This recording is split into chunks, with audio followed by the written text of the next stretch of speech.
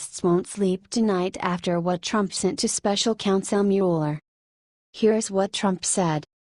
As I have stated many times, a thorough investigation will confirm what we already know. There was no collusion between my campaign and any foreign entity, Trump said in a statement released several hours after the news broke Wednesday night. Trump has called their bluff.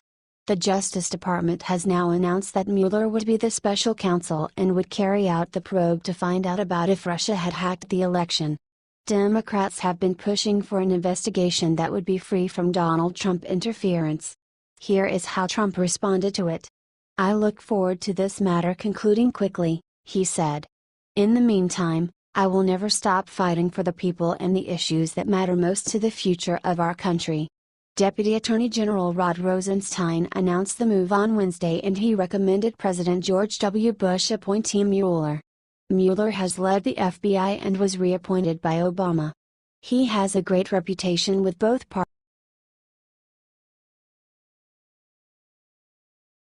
Someone surprising just came out as a Trump supporter, media ignores. The mainstream media has spent the last few months gleefully reporting on every piece of negative Donald Trump news that they can while ignoring anything positive about him. Over the past week, they have been sensationalizing Trump's alleged scandals such as his firing of FBI Director James Comey, his alleged leak of classified information to Russian officials, and reports that he urged Comey to drop an investigation into a top aide. Meanwhile, they have ignored the fact that someone very surprising just came out as a Trump supporter. Conservative fighters reported that former Secretary of State Condoleezza Rice often spoke out against Trump while he was running for president. That's why it came as a shock this week when she confirmed that she now stands behind Trump because of the actions he has taken in the first months of his presidency. I think, for instance, to say to the Chinese, if you don't deal with the North Koreans, we will. There's nothing wrong with that message, Rice told Global Politico. I think to say to the Syrians, we are not going to sit by and let you gas Syrian babies. I think there's nothing wrong with that message. I think to say to Vladimir Putin, yes, I want to meet with you but at an appropriate time. I see nothing wrong with that message.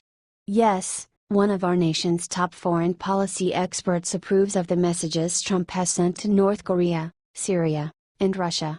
In her interview, Rice also said she thinks Trump's Moab response to the Syrian gas attack was also reasonable and that she looks forward to seeing his support of Israel.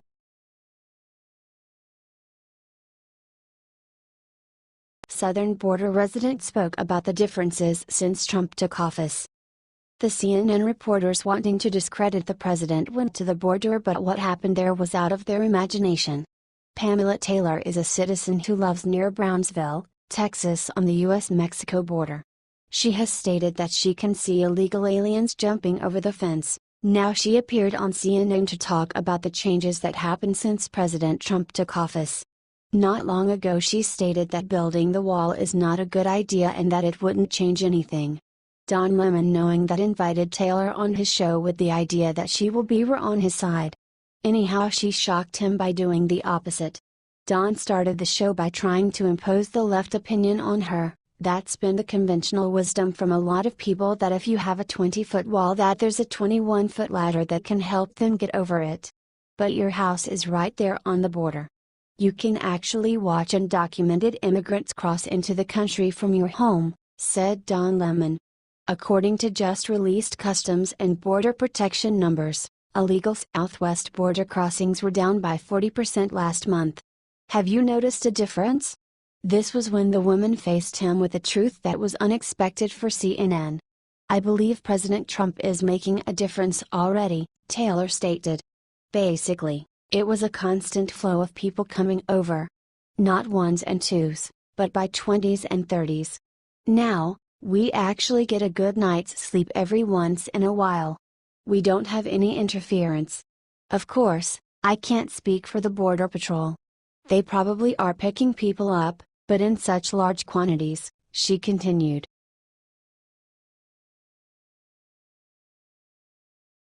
Thank God Trump just made a miracle happen for soldiers. This is huge.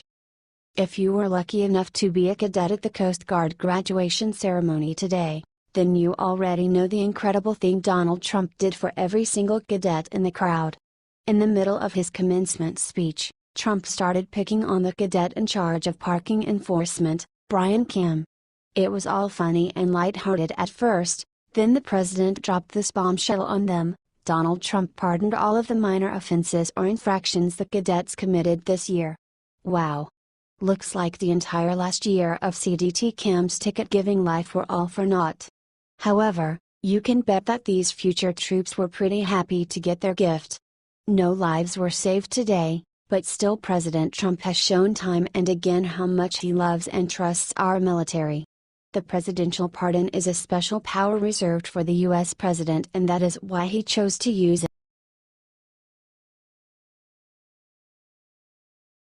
The first piece of the border wall is in place. But it gets even better. Donald Trump promised us a border wall, and we need that wall to protect our nation from illegal immigration. The illegal immigration crisis is off the rails. Luckily, President Trump is holding up to his end of the bargain. There is a small subsection of the wall already built. They have recently announced plans to start expanding our wall. Finally. Via Daily Mail, we only say finally because if it were up to Obama, he would have never even considered building a wall to keep our country from taking in illegal aliens, drug cartels, human trafficking bans, and who knows what else. Currently, the, roughly, quarter of a mile of the border wall is planned to go up near San Diego.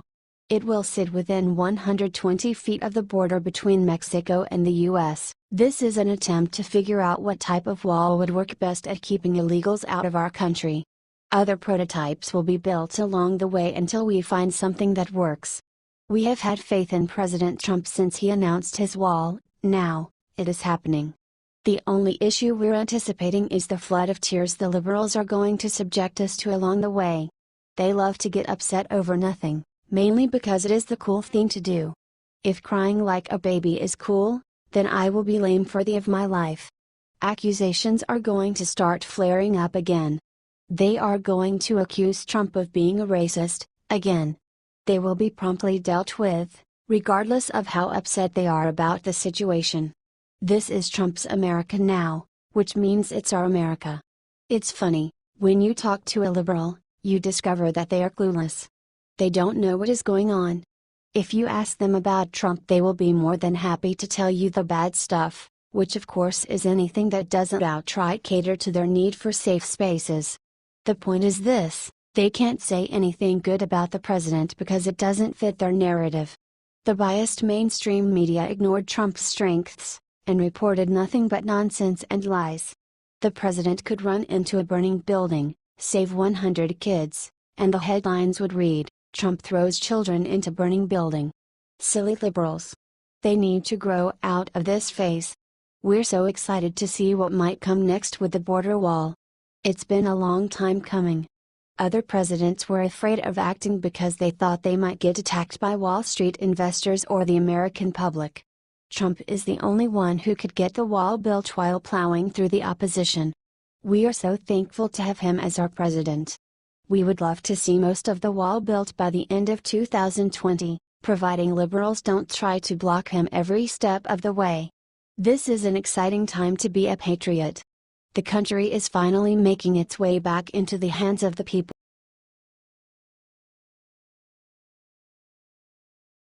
Sean Hannity expressed his feeling through Twitter. Sean Hannity is amazing, respectful and honorable man, and most of all he is the best one when it comes to the media. He is so good that even the liberals are scared of him and constantly trying to take him down, and as we know, the liberal believe in everything they hear, so that why the liberal media is making up false stories. Their attempts to bring him down are wrong on so many levels. Hannity has earned respect from the people all by himself, making him a part of the elite media. When Hannity joined this business, he worked very hard to become the man he is now. He worked day after day to improve himself. That is one of the reasons why people have this much of respect for him. Apart from all of this, there was one person that helped him a lot, which Hannity respects a lot and it's grateful for his contribution. That person is Roger Ailes, the ex-CEO of Fox News who passed away at age of 77. Few hours ago Sean Hannity wrote on his Twitter account to express how he feels and how he is handling his good old friend's death. In few of the tweets he even sent a strong warning towards the liberal media. Seeing the way he expressed his feeling through the social media, we can say that Hannity is hurting very bad and that he is handling the news pretty hard. We are very sorry to hear this news as well. We only hope the mainstream media will treat this news with the respect and classiness as Roger Ailes deserves, even though it's doubtful to expect this from such ignorant.